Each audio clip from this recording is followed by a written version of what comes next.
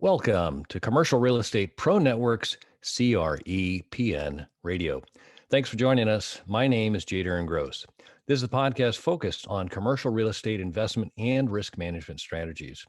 Weekly, we have conversations with commercial real estate investors and professionals who provide their experience and insight to help you grow your real estate portfolio.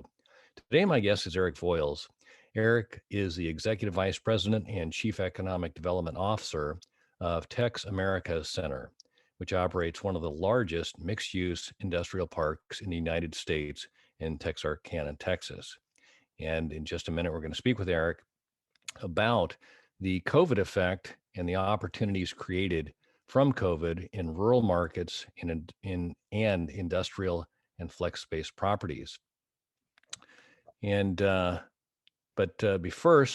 first, before we do that, I would like to ask you to take a minute if you would like to help our show, CREPN Radio. There are a couple things you can do. You can like, share, and subscribe. And as always, we encourage you to leave a comment. We love to hear from our listeners. Also, if you'd like to see how handsome our guests are, be sure to check out our YouTube channel. And you can find us on YouTube at Commercial Real Estate Pro Network. And while you're there, please subscribe. With that, I want to welcome my guest, Eric. Welcome to CREPN Radio. Well, thank you for having me, Darren. I'm looking forward to our conversation today. Before we get started, though, if you could take just a minute and share with the listeners a little bit about your background. Sure. As far as Texarkana Center goes, we are a state of Texas redevelopment authority. So we are a special purpose district, quasi-governmental entity of the state of Texas, very similar to like an airport authority, which has a very specific mission. Our mission is to redevelop former military property here in Texarkana. Texarkana at one time had two military bases. One has completely closed. The other one has been right-sized. And so we are endowed with very specific operating capabilities in an effort to bring that property back. We have the ability to approve our own building permits, our own zoning. So really, when you're talking with a staff member here, you're talking with the decision makers who will decide when it comes time for permitting whether or not you get the permit. So where it may take 6 months to go through an entire process of getting permission to build, in theory, we can approve your occupancy or building permit within, a 24-hour time frame. So, I mean, it's just a completely different way of doing real estate development. Me personally, I come out of the economic development world. I've always dabbled in real estate, but this is a big step in terms of getting into more of the commercial world. We are not tax supported, so I manage a lease portfolio of 1.1 million square feet, and we're actively working to add to that.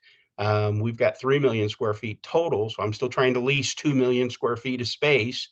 And we're adding to that. We're building a 150,000 square foot spec building, 32 foot high clear height, modern as can be subdivided. But so we're adding more product to the portfolio that I'll manage. But that's kind of us. I guess final comment would be, we always try to describe ourselves as being very much a business. So just like any one of your listeners, that are in the business world, they eat what they kill. We're the same way. We have to lease, we have to sell, which means we're going to be very competitive, very aggressive in making deals happen on the property. Well, that's an interesting concept. I'm really looking forward to hearing more about this.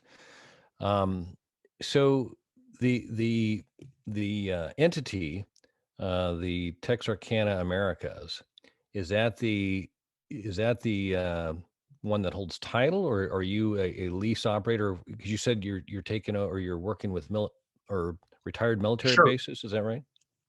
Yeah. So when the United States Army, or really the federal government in general, but specifically our property was Army property, when the Department of Defense or one of its undergroups decides that they have surplus property, they just can't handle it like a regular business and dispose of it. So they go through what's called a BRAC process, a base realignment and closure process. It's a political process. And by the time that they go through this complete analysis, they have a list of multiple properties that they no longer deem viable. And then they have the issue of how do we get rid of it? And that whole process takes years to go through. And the easiest way for them to dispose of it is to give it to the state where the military base is located. And so when they decided to shut down the Lone Star Army ammunition plant here and then right size the Red River Army Depot, they gave all that property to the state of Texas. The state of Texas then created legislation allowing for a county to form what's called an LRA, or Local Redevelopment Authority. And so our county formed initially a group called the Red River Commerce Redevelopment Authority.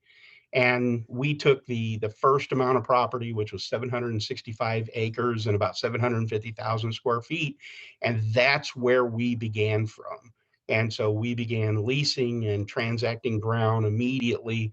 The property was in great shape. And so it really was viable for quick redevelopment. And that generated our initial operating capital. The next BRAC that we went through resulted in 2.3 million square feet of space coming to us, and an additional, I guess it was a little over 11,000 acres. And a large amount of that was environmentally damaged. And so we began going through the process of getting all of those properties set up to have a no further action letter. And we just got confirmation that the RCRA permit has been removed off of the final 6,000 acres. And so there are still 3 locations on our property, roughly 100 acres each, where the Army is responsible for doing some additional cleanup. But we're at over 11,000 acres of developable, transactable property at this point. A large amount of it, but more than half, never had environmental issues whatsoever. The other half had perceived issues because they were in proximity to these 3 locations. And so we had to go through the entire review process, but they've all come back with clean bill of health. We have no further action letters. And like I said, we just got the RCRA permit removed on it. We'll be making that formal announcement probably in February. But it puts us in a great position to keep moving forward. We've invested literally millions of dollars to get that property to the point where we can transact it. Real quick, I'm just curious on the environmental issues. Can you speak a little bit about what that, I mean, on the military? Yeah, it's really interesting. So I don't know if any of your listeners are familiar with munitions manufacturing, but the property had what they called load lines. And these load lines were about 100 acres where they would have, where they did manufacturing of howitzer rounds, Patriot missiles, 50 caliber machine gun rounds, grenades. I mean, if it went boom and the United States Army used it, it was probably made in Texarkana at the Lone Star facility. So you have this 100-acre location that sets inside of somewhere between 500 to 700 acres, and that's just all buffer, and it's called a blast arc. And so what we initially did is we went to that buffer area, which was all pristine forest property, and we had all of that surveyed, and it was determined that there were no issues with it. So that was the first pieces. Then we went back and looked at each one of the 100-acre complex, of which there were 5. And those 5, we did an in-depth analysis on those. There had been asbestos, roof shingles that had blown off. So we had all of that cleaned up. There was lead paint. A lot of the lead paint was cleaned up appropriately. And in a couple of small places, there had been environmental damage from maybe chemicals that had been poured into a well system.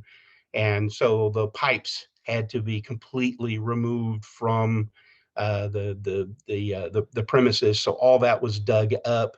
And little by little, over a near 15-year time frame, every one of these issues was resolved, other than these larger areas, which where they would do demolition of materials that were defective. And so those are still being worked on by the Army, but they're contained in about 100-acre tracts on the 9,000 acres that made up the Lone Star Army Ammunition Plant. So we have a full consensus with the Texas Commission on Environmental Quality, as well as the United States government, that the property is up to the appropriate remedy for remediation, and have the no further action letters, and the RCRA permits have been removed, which that's been the big push. The first 2,000 acres came off in 2015, and this next over 6,000 acres is coming off now. And then there was about 1,000 acres of right of way that never went into the RCRA permit as well. So that constitutes really the balance of everything on our east campus. But we also have a central campus, which is the original 765 acres. And then we have what we call the west campus, which is 2,900 acres. That was all what the Army called the expansion parcel in case they got additional mission. So it's really pristine farmland that we're also developing there. So it's I'm sure I'm losing your listeners, because it's 12,000 acres. If it was all residential, we could put over 150,000 residents into it. I mean, that's the size I was of. going to say that the size of the acreage is not what I would guess most people, unless you're a farmer or forester or have some sort of a sense of large scale land, some sort of comprehension. I'm just trying to think: are all of these contiguous, the west, central, and the east campuses? They're within, say, a couple of miles of each other, because right in the middle of it is still yet the Red River Army Depot, what remains of it. Okay. And so that depot, it's one of the largest reset missions in the country. So that's one of the interesting things about Texarkana, is we're a huge automotive manufacturing community, but we're one of the largest ones you've never heard of. There's 5,000 people working on that depot every day, rebuilding Hummers and uh, you know the Army's equivalent of a semi-tractor trailer, which is called a HEMTT. So there's all of this military equipment that every day they're stripping all the way down to the frame, and then rebuilding them, and then returning them to theaters where they are again used for operational purposes. And we have that full skill base. Not to mention all of the companies that have sprung up around here that manufacture transportation equipment. Big Tex, Leadwell, Texarkana Specialty Electric Vehicle.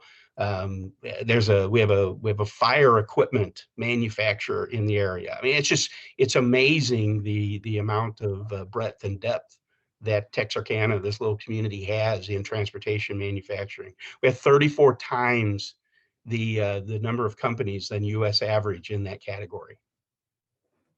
Fascinating. A couple of things that I want to touch on here real quick. You mentioned the time. I mean, 15 years, it sounded like, to go through the environmental checkoff, and just Yes, sir. between the BRAC system there from the government saying, okay, we've got one too many, we don't need this one anymore. And then for Texas to acquire it and then create the authority. Can you give us just a rough gauge on when did maybe you said the date, I didn't catch Sure. it, when it started to get to where you are now? Yeah, so the first BRAC, because we've gone through two, the first BRAC occurred in 1995. By 97, the Texas state legislature had created the legislation allowing for a county to form an LRA By 98, our county had formed the first LRA, and by 2000, we were fully staffed and starting to do transactions, and we really became financially viable as a company then in 2001.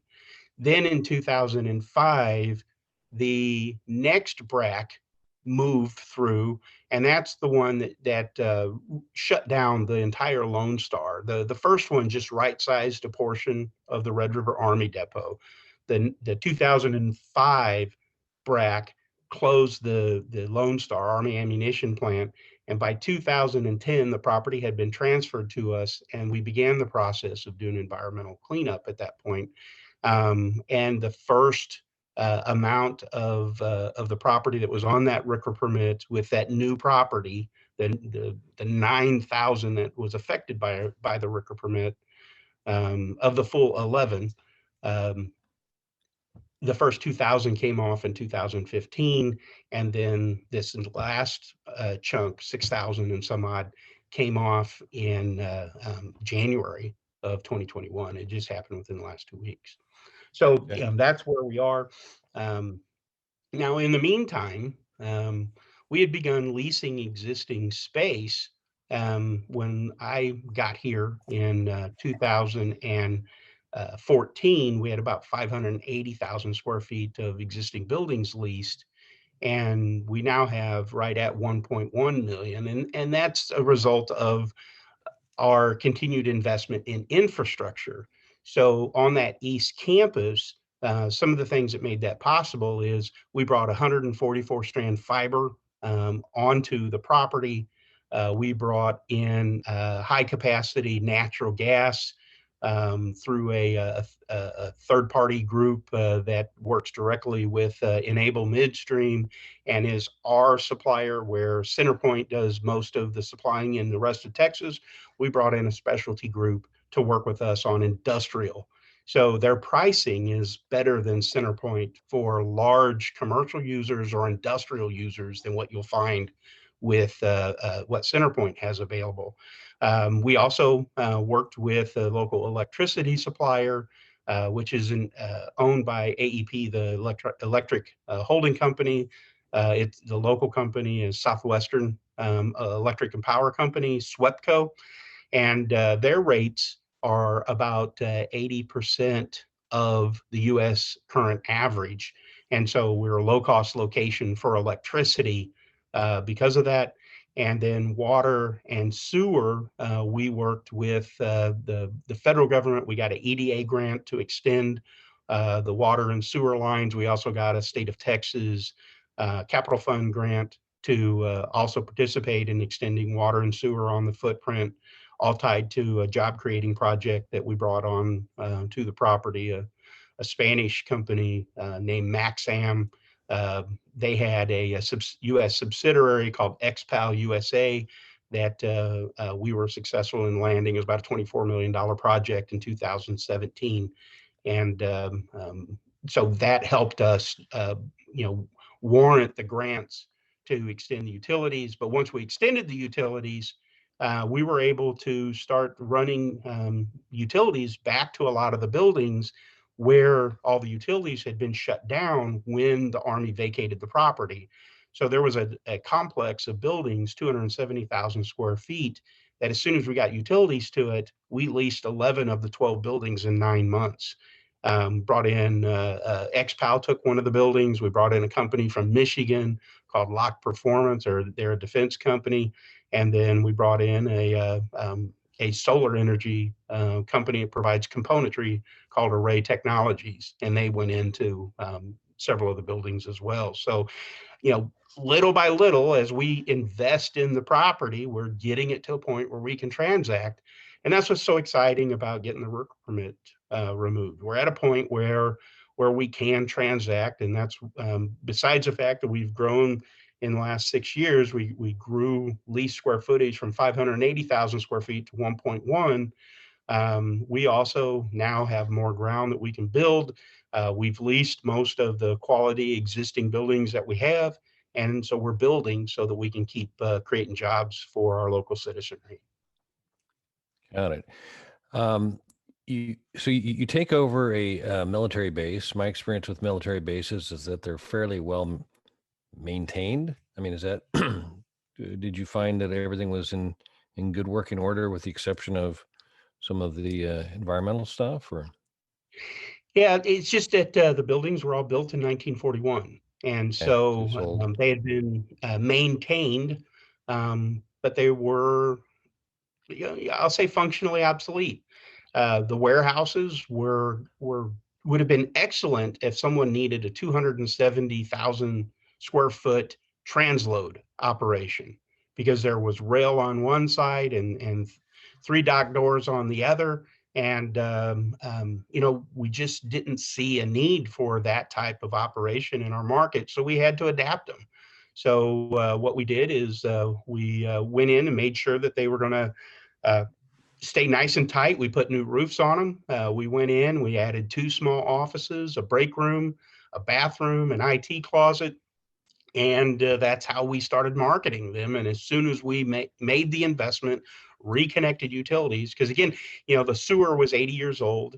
I mean, it was collapsing. So those are the things that the Army didn't want to reinvest in, but those are some of the most expensive. It's what you can't see often is what's most expensive when you go about the process of doing redevelopment. And it's no different whether you do it small scale or large scale. The old adage on residential, you wait till you tear in the wall, then, because you can't see in the wall, you add 30% to whatever your cost estimate is. So, we deal with the same thing. And as we got into it, when we took it over, we were told the sewer operates. Well, that was true. But when we did our I&I study, we were losing about 500 gallons of waters that was disappearing through cracks in the water lines. And so we had to shut everything down, completely rebuild water and sewer systems. The electrical system was antiquated. It didn't meet modern standards, so AEP had to completely rebuild it when they took over the electrical system on our footprint. There was no gas, because you don't want to mix open flames with TNT. And so they had steam heat that heated buildings, and they used in their process. But now we have gas on. And then in terms of the fiber, fiber was just happening as they were deciding to shut this down. So the IT investment wasn't a quality one. It was here. I mean, it was a very limited fiber line. And so we came back in with something that was data center quality. So 144 strand can move over a gigabyte of information, and we can do it at a pretty cost-effective way. And so we've really tried to limit risk for potential tenants with the way that we're investing in infrastructure. And in addition to that, we spent a lot of time creating incentives. There were no incentives on the property. And so now we have the ability to put an incentive package together that compete with most industrial parks, whether in the state of Texas or around the country.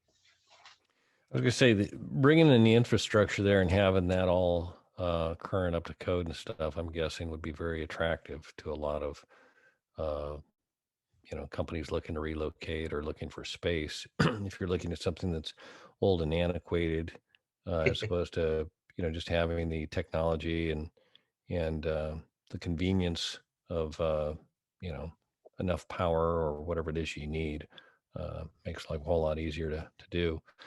I want to ask you, because I've had the pleasure of driving across the country a couple of times, and I learned a little bit about Texas. Um, it's a big state. Uh, Yeah. there are places that I've had to pull over and wait for the gas station to open because we were just too far in between the places that had gas, and they weren't going to open until when the sun came up. But my I guess my question is this: is that military bases, in my experience, have historically been located for obvious reasons, uh, not on the edge of town, but maybe further out, especially if there's a lot of munitions and that kind of thing. And in this case, it sounds like there's enough acreage that they could have uh, maybe been closer to town. But what's the population surrounding the the the space that you guys uh, occupy now? Is it? I mean, you're rural, are you not? Yeah, we absolutely are rural. We're probably one of the largest rural communities that you're going to run across, um, and and and because of the way that we're uh, situated with a state line running through our communities, we actually appear smaller than what we are. So the USDA considers the communities here as rural, as well as the counties in the Texarkana area as rural. Now, our community is actually about 70,000 people, but the state line of Texas and Arkansas runs right through the middle of Texarkana. So you have a Texarkana, Texas with a population of 35,000, and you have a Texarkana, Arkansas with a population of 35,000. And so that qualifies us for all of the USDA business and industry programming that make it attractive, such as a loan guarantee program that's only available in rural markets.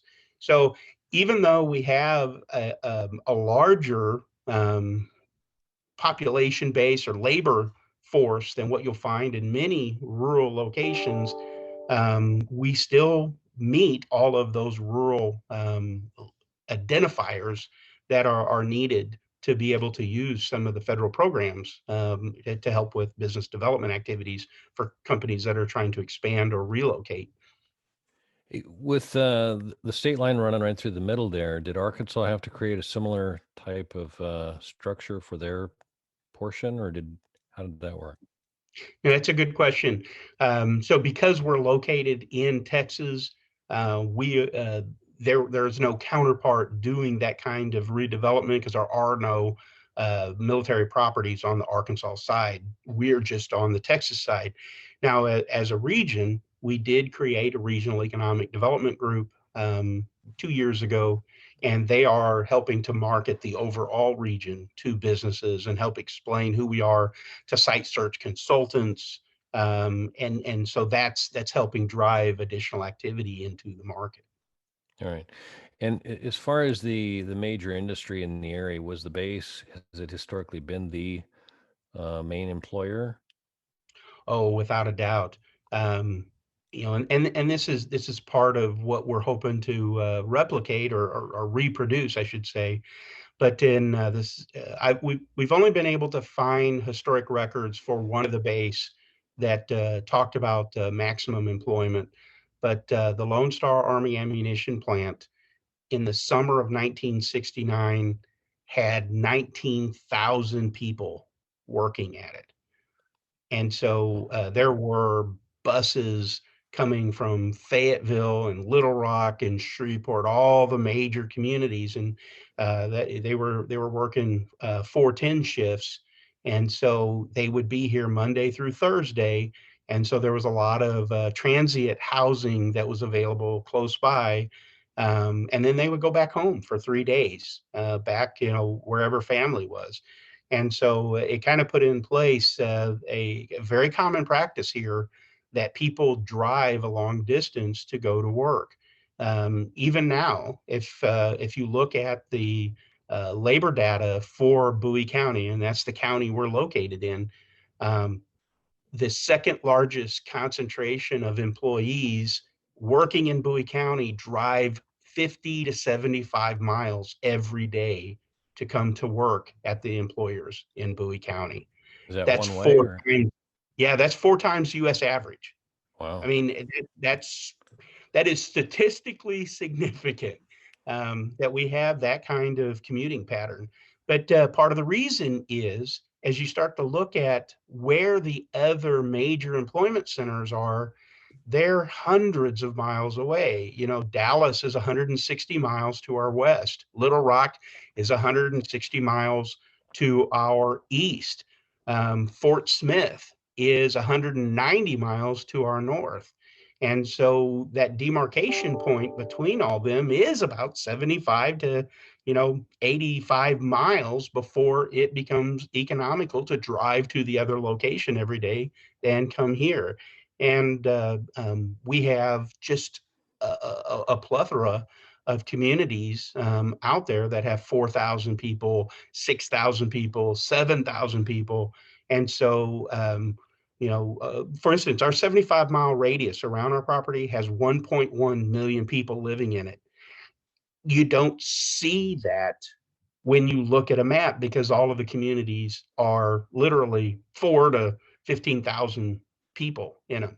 But they got to have jobs. Not Yeah. everyone can make a living, taking someone fishing up on, Grayson Lake. So there are people that drive into the major employers in Texarkana every single day, and they earn a great living doing it. No, no, I appreciate you kind of give us a little, sense of the geography and the population dispersion there. That's compared to most uh, metro or even secondary or even tertiary markets, it's a considerably different structure than a rural market where you have such a distance between people and like I said, they all need jobs and just a kind of a different mindset. So let me ask you. So we've established that you guys are rural. You're way out. You have an enormous plot of land. You've got buildings that are leased. You have buildings that are for lease. You've got ground. Are you selling ground as well? Is that what I understood? Yes, sir, we are. So what we do with that is we go through a certification process. For instance, we have what we call our STAR site. It was the very first certified development ready site through the Texas Economic Development Commission. And what we did is we spent around $60,000 with an outside engineer to help research the site to confirm that it is ready for development. That's what STAR stands for, sites that are ready. And they designated us the first site in the state of Texas to be certified that it's development ready. So now that we've gone through that, we have our own engineer on staff. So having his own PE, what we're going to do is transition to qualified sites. So we're going to do all that analysis internal, and these sites are qualified to be certified if we wanted to spend all that money to have a third party validate all the work that we've done.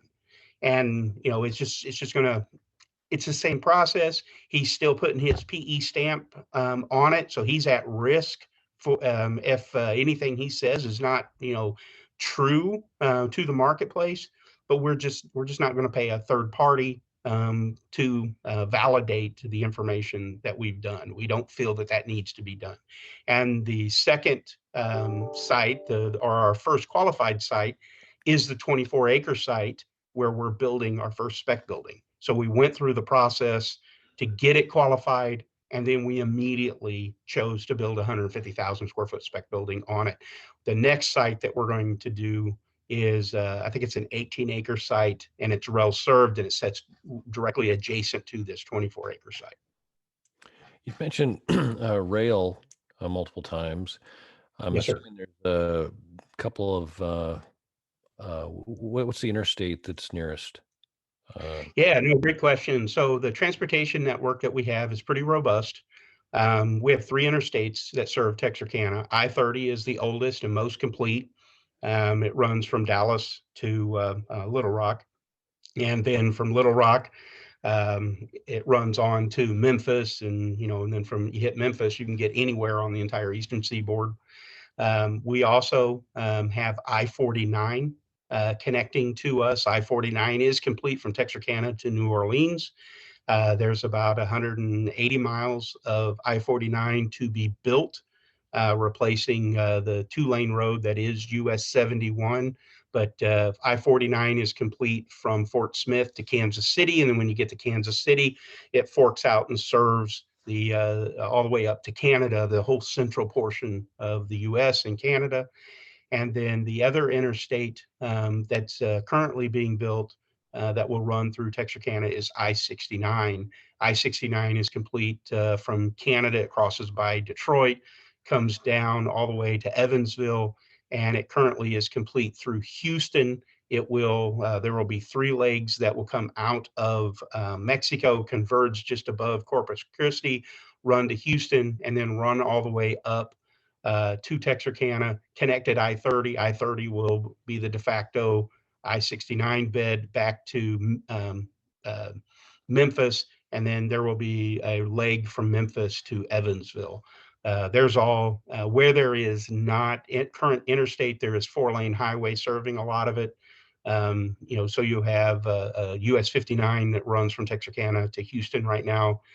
Most of it is 4-lane, but it's you have a lot of controlled access points along the way, and so but still the speed limit is 75 miles an hour on it. So great connectivity from a rail standpoint. We have 2 Class 1s that serve our overall market and 2 short lines. The Union Pacific and Kansas City Southern connect here. BNSF has operating rights in the region, as well as the 2 short lines are both owned by the world's largest short line holding company, the GNW, which is part of, I think it's called Brookfield now. And they are the Kiamichi and the Teener, the Texas Northeastern. Our property is directly served by the UP and the short line Teener. So we have dual access, one through the short line and the other one through a Class 1. What about airfield? Is there an airfield on the property? Not on our property. Well, we have a helipad on our Okay. property. So, it would be great for drone manufacturers or, someone wanting to do helicopter repair or building helicopters. But anyhow, we have our own commercial airport. It's on the Arkansas side of Texarkana. TXK is the call sign. And we have 3 flights in and out daily. COVID's knocked it down to 2, but I think they're supposed to go back up to 3. Starting either in, I think it's February. And then within driving distance, and of course, driving distance, I think of it from a rural Texan viewpoint, which, this may sound absurd to some of your people, but you got to remember, we drive 3 hours for football games on Friday nights and 3 hours back home. So we're kind of used to driving here. But we have the Shreveport regional airport that's about 75 miles away with 12 direct flights around the country. The Clinton National Airport in Little Rock has, I think it's 52 direct flights around the country. That's about a 2.5-hour drive. And then about a 3-hour drive back to Dallas gets you to both DFW International and Loves Field. DFW is, I think it's the 4th or 5th busiest airport in the world, and Loves Field is a major Southwest location, and so tremendous capabilities. DFW, last I checked, I think it was 212 direct flights around the world. So, and DFW is our hub. So you leave Texarkana, you're at Dallas, and then you're wherever you need to go around the world. Well, I was just thinking from an airstrip thing. I thought maybe perhaps the military base may have had some sort of, it makes sense being an Army that it would have the helicopter pad, but it's such a massive plot of land.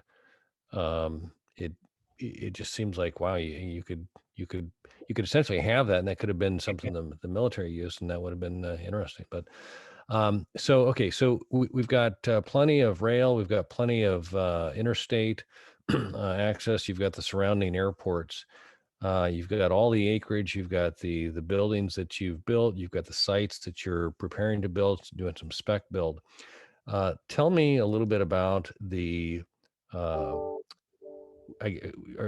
these tenants, or what do we refer to these? Because if you're leasing the space, I would assume you call them tenants. But if you're selling the space, talk a little bit about the mix of the different businesses that are occupying or taking up residency in your campus, and then also if you could talk a little bit about the size of space from, say, the smallest lease space to the largest. Sure, absolutely. I'll kind of do the same thing with our tenants. I'm just going to pick 2 to talk about, but realize that we do a lot of work with the defense industry. Our tenant mix, I think we have 28 tenants on the property right now, leasing the 1.1 million square feet. The one of the smallest is a local company. It's a fun story. A lady named Jill Rowe decided that she was going to start making, her own medicinal supplements to help her with some healthcare issues that she had, and researched and came up with her own recipes, began making these supplements in her kitchen. And then she started giving them to friends. And then when friends kept coming back and asking for more, she started charging for the supplements. And the next thing you know, she takes over one of the kids' bedrooms. Then she took over the garage. Then one of the local churches in town offered her the use of the kitchen in the church. So she moved everything into the church. As she started to make it a business there, they realized that her business was growing more than what they really could afford as a church. And so that's when we got involved. We had a familiarization tour, and her banker came out to look at what we had to offer. And it was the next day he and I got together, and we talked about what they were really trying to make happen. And by the end of the week, we were at the church looking at what their facility was. And I had a 175,000 square foot building that had not been retrofitted since the Army was in it. It was the old kitchen, and it had been demoed out. And the colonel of on the base at some point had used it as his personal garage, and so it was just in nasty shape, horrible shape, but it was the right size for them. So recognizing that this is a perfect kind of job producing project, fits the mission of our organization. We put together a redevelopment plan for it, invested about $250,000 to get the building up to FDA compliance. They couldn't afford um, for there to for everything that we needed to do, so we kind of ate some of it in order to make sure that we could help the company expand. And so our break even won't come until about year 7 on a 5-year lease. And that's just the way that you do things in a small town. And so she's created 20 jobs on her footprint. Before COVID, they were just growing like gangbusters. But we're hoping that that growth trajectory returns once the COVID crisis is over. They've had to move into new product that's more in demand because of COVID, and so it's probably in the long run made their company stronger. But they were growing at double digits per month prior to COVID hitting, and they were just amazing company, Rocasa. And so that's kind of the small end of what we do. The other one of the big projects we won last year is we worked out a way to work with the Red River Army Depot and Lockheed Martin to put Lockheed Martin into one of our buildings. It's the largest building we have. It's 256,000 square feet, and the depot had to lease it, and then they did a sublease to Lockheed Martin. And so we've got them in there. We did about $1 million worth of upgrades to the building for to get them in. But it's a market rate lease, and but we made it happen. And we'd love to keep working with Lockheed, and we're in constant conversations with them about what we can do to keep them here doing more work with the Red River Army Depot. But that's kind of the opposite ends. It kind of the Rocasa building's 4,750 square feet. It's not our smallest. I actually have an office that's 1,140 square feet that I'm trying to lease. But certainly the building that Lockheed went into is our largest. The building we're building now, it's 149,600. Will be the second largest building we have. And after that, we've got 125 that's leased. And then we have a 75 that's leased. And the largest that's available is I've got a 22,150 square foot building available right now. That's one of the old what we called Area D warehouses, where I mentioned earlier where there were 12 buildings and we leased 11. I still have one available. So tell me a little bit about how COVID has affected. You mentioned the one tenant, and it sounds like they've had to kind of shift gears a little bit, but sounds like they were on a pretty good growth trajectory. Yeah. Can you speak to have any opportunities presented themselves? Have you had new interest in your facility, in your buildings, or can you speak to any of that based on COVID and perhaps some sort of a rural migration from uh, previously, more of an urban, uh, maybe a location? Sure. And I can't mention the company, but we are talking with an e-commerce fulfillment center that's looking at consolidating operations. They're looking at Memphis. They're looking at Phoenix. They're looking at San Antonio. They're looking at Dallas. And they're looking at Texarkana. I mean, we definitely are David in this scenario. These are all major players in major markets. But what we bring to the table is willingness to put up a brand new building where they can get into, where their other options are going to be older structures many times. Our newer building will have some tax advantages with it. A lower cost because of the ability for us to not have to pay sales tax on the materials that we use in the construction. So, you can get a newer building at a little bit lower cost. And then all the incentives that we've brought to the table. We are a U.S. opportunity zone. We're a new market tax credit eligible location. We are a hub zone if you're doing business with the federal government. We are a foreign trade zone, which we manage ourselves. We are a Texas enterprise zone. We are a Texas reinvestment zone. We are a Texas defense readjustment zone. We have goods in transit tax exemption. We have Freeport tax exemption. So, these are big ones. And then, there's training programs that we can bring to the table. Texarkana College has a vocational school on our campus. And so, if someone has a need for training, not only can we help with getting funding for the training, but we'll bring the director it's called TC at TAC. We'll bring the director over and we'll make sure that we understand what your syllabus needs to be, and we'll be your training partner through our contacts with Texarkana College, our junior college here. So, I mean, we really have tried to make ourselves kind of a partner in your development process. And we do this to help eliminate risk, because that's what site selection is. It's all about mitigating a risk, whether it's going to be political risk, financial risk, where we try to help you make it easy to operate here.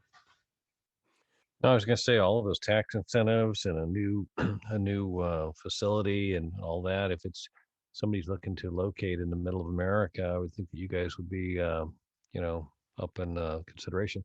Can you speak at all to wage comparison? How do wages compare in the area as opposed to, your nearest metro, kind of Dallas or something like that? Now, if we get hot, this is going to change. Yeah. But our wage rates are about 80% of the Texas average. And that's just because we just haven't had the same wage pressure as you see in Dallas or a Houston, San Antonio type location. So for the companies that are here now and the ones that are coming in now, great operational environment. I mean, it's a right to work state, and and a lower cost. Have you seen any development outside of the Texar, is it Tex Americas? What is that what we're calling it? I forget the Tex America Center, yeah, yes, sir. Tex Americas. Is there any development going on outside as far as like new construction of residential properties? Have you seen a migration of people recognizing, or I mean, are there enough jobs in the Tex America? Yeah. Uh, So our population is growing. It's I would call it stable to growing, but we grow just a hair over about 1% per year for the metropolitan area. You know, we're not on that same growth trajectory as a Dallas or something like that yet. But as we keep adding companies into the market, we'll see that go. But yes, there have been new subdivisions in the 7 years that I've been here that have opened and sold out. Now they weren't 200. You know, you're not going to see a 200 home subdivision come into Texarkana. It's probably more like a dozen. But I've seen those places completely build out. Well, I think just something affirming that there is growth is kind of what I would expect. I mean, if Yep, you're an economic center and you're attracting jobs, then I would think that that would be a natural attraction for people that need jobs. And absolutely. so you've So got Cooper Tire confirmation. is Yeah. Cooper Tire's here, and they've expanded within the last 7 years. Domtar is here. They've made major capital investments into their facility.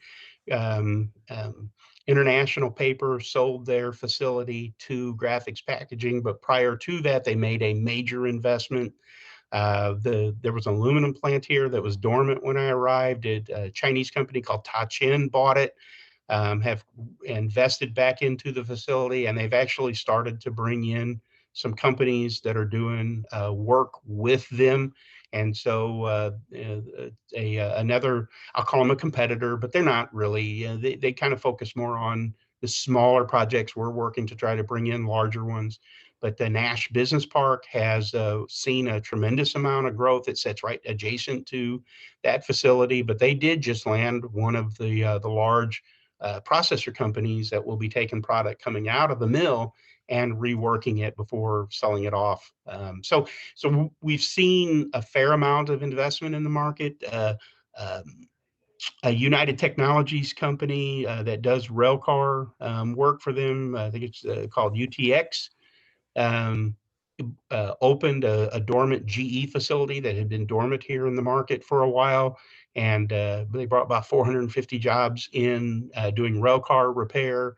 A local company called Texana did a major expansion. They also do rail car repair. It goes back to that what I mentioned earlier about all the transportation manufacturing in the market. Just amazing number of skilled individuals in our market doing that kind of work. And I want to mention this: our partner, Texarkana College, really has done a wonderful job of working with these industries. We generate one of the third largest certificate programs that we have, like nursing, is in welding. So we generate a large number of welders. That's always a skill category that's not available in markets, but we produce a large number. And recognizing that the future of manufacturing is in advanced manufacturing, they just launched a large vocational school at the main campus where they've brought in robotics training, they've brought in solar and wind technician training. They've brought in CNC on a couple of different machine training, PLC programming.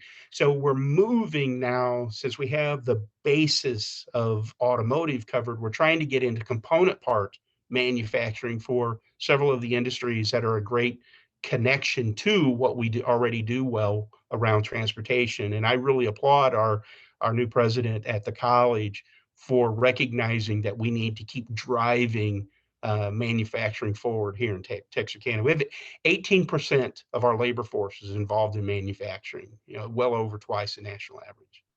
Oh, no, it's fascinating. All of the pieces you have aligned to you have the community. You mentioned all the education focus to train the talent to be an attractive hire for all the businesses you're trying to attract.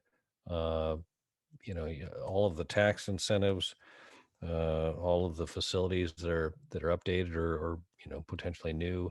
Um, it's a very attractive setup you have, and I'm certain that the way things are going, I think that COVID has pushed out a lot of some of the urban. I know some of the metro areas that I've been reading about and kind of witnessing firsthand are struggling. People are looking for space. A lot of the retail Right. type stuff has picked up speed online, which is kind of, not, it's reduced the necessity for a traditional brick and mortar store, but it's increased the need for your distribution kind of thing. So I would think you guys are well positioned for a bright future. Yeah, one of the things that we also went after that I think is important with what you're saying is we set up a third party logistics business unit. So for the companies that maybe need a facility, but they don't want to have their people involved in it, and they want to outsource that, we've created our own 3PL capabilities, and we hired a top guy. He's done work with AM General. He's done work with Mercedes. I could go on and on with the big e-commerce fulfillment applications. So that is a new launch in October, but we decided to move forward with it because of COVID. We think that there are going to be companies that have chosen to do things different. They're going to be wanting to still yet access the markets in this part of the country, but they may not want to have the risk of their people handling and being exposed or exposing others. Well, and being centrally located, I think gives you a leg up. I've dealt with clients that were importing and struggled with distribution. They had the West Coast, the East Coast, but the Midwest, they were trying to figure out where to locate. And it's not always a um, well. I would think that you would have a lot of flexibility given all the space you have and all the um, things we've talked about. Um, Absolutely. Eric, if we could, I'd like to shift gears here for a second. Yes, sir. As I've mentioned to you before, by day I'm an insurance broker, and I work with clients to assess risk and determine what to do with the risk. And there's three strategies we typically look at. We look at first to see if we can avoid the risk. If we can't avoid it, we look to see if there's a way to minimize the risk. And then if we can't avoid nor minimize the risk, we look to see if we can transfer the risk. And that's what an insurance policy is. And I like to ask my guests if they can look at their own situation. You look at your clients, investors, tenants, the market, et cetera. However you want to identify the risk. Um, but I'd like to ask you if you could take a look at your situation and identify what you consider to be the biggest risk. And for clarity, I just want to make sure that you recognize I'm not necessarily looking for an insurance related answer, but if you're willing, I'd like to Yeah. ask you, Eric Voyles, what is the biggest risk? Yeah, I'm looking at it from the perspective of my clients, the people I work with. Their biggest risk is the potential for failure. And if you fail when you expand, many times you drag your entire company down with you. And so I always try to help people understand that not only is being in charge of an expansion, if you're in a larger company, a potential career limiting assignment, but you could actually, if it's your own company, you could have complete financial failure of your business if you make the wrong choice. And so that's why we focus most of what we do on trying to help people um, uh, drive down that risk of relocation. We began the process. I mentioned I come out of economic development, so we began the process of once I got here of assessing the property. We looked at what are our costs, and really have tried to understand our cost structure. Then we've tried to understand what companies need that structure. Then we've tried to understand what the political risks that might be involved with our property. And so there weren't really incentives available. So we have worked aggressively to put incentives on the footprint that you can get access to. Um, and again, that kind of ties back to financial, but it also demonstrates that we are 100% committed to your company to work with you in the long run to achieve not just profitability, but stabilization in the shortest time frame possible. Then we'll work with you to grow profitability. So all of this is really important when people are making decisions. We try to understand our market so that you can build a business plan that you can have confidence in. You can take it to the bank, you can take it to your board of directors. So, we many times are helping people collect the data that they need to put into their business plan. And, if it's good and you can make your decision favorable for us, that's great. If it doesn't match up to something else, that's great too, because we've helped you make a decision so you can move on. It allows us to focus on other things. So our entire thought process in this is risk mitigation. And by doing this, when someone decides that we're the right place, what we've seen is those companies tend to be successful. They usually are willing to come back and provide testimonials for us about what we've done that they didn't realize they needed help with at the time, but the things we did made a difference in their startup, in their stabilization, and in their long-term profitability. So that's what we focus on. I think that is the biggest issue that corporate executive or that business owner has to address when they're trying to expand. They need to think about what are the risks associated with making this decision, and they need to choose the right place. Oh, that's neat to know that you guys are so invested in essentially partnering with your the people that are located with you, on your property and choosing to relocate. That's pretty impressive. I'll throw out one other thing because we also have tried to carry this over to the commercial real estate world. So one of the things that we do that I've never been able to do any other place I worked, we actually pay commissions on the deals that you bring to us. I have a non-exclusive listing agreement. And so when a commercial real estate agent comes to us, if they need an NDA signed, it's available for download on our website, as is our non-exclusive listing agreement. But we tell you on the front end, we will pay you a commission.